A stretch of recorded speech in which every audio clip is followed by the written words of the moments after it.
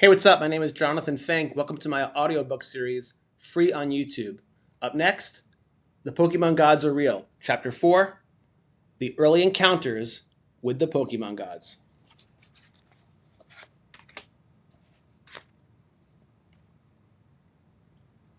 Every religion has its origin stories, moments when ordinary people claim to see, hear, or touch the divine. For Pokemon, those encounters often came not in temples, but on playgrounds, cafeteria tables, and bedroom floors. Children were the first prophets, and their testimony spread like wildfire. In the late 1990s, whispers moved faster than the internet could carry them.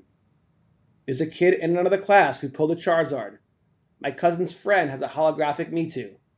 Stories of sightings spread like sacred rumor, equal parts awe and envy. Whether or not they were true hardly mattered. The myth was alive, and belief was contagious. The first time a child saw a holographic card glimmer in the sun, it was revelation. Lights caught in the foil turned trading cards into something more than cardboard. For many, the encounters came through anime. Watching Ash stand face to face with Mewtwo, or hearing Lugia's cry in the movie theater, or seeing Pikachu take on enemies 10 times its size, was to witness a miracle. There were also the rare communal encounters. Pokemon leagues hosted at card shops became revival meetings. Children lined up with binders, showing off their relics, trading with reverence, whispering like pilgrims who had glimpsed a holy sight. To play against a rival who had a legendary card was like dueling a wizard who carried divine power. Of course, not every encounter was joyful. Early bans in school turned Pokemon into a forbidden faith. Cards were confiscated like contraband scripture. Teachers dismissed them as distractions. Parents worried about obsession. Yet the prohibitions only deepened the allure. To be told you could not worship made the worship feel more real. My own encounter came much later.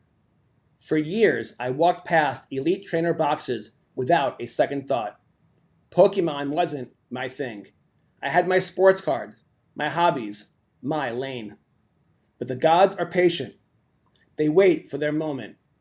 First, it was V-Friends, a detour into alternative cards. Then came Destined Rivals, a drop I stumbled into at a Target.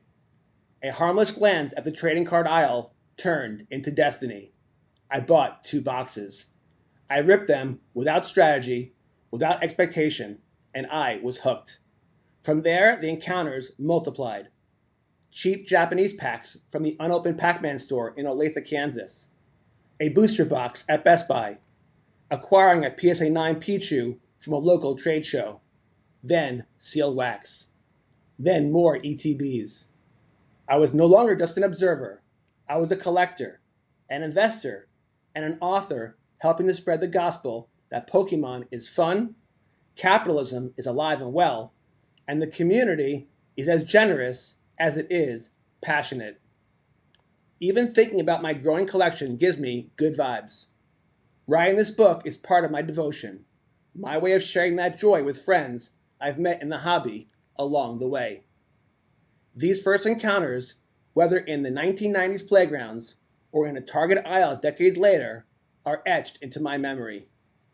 The sparkle of foil, the smell of fresh packs, the rumors whispered at recess, the unexpected grail pulled when you least expect it.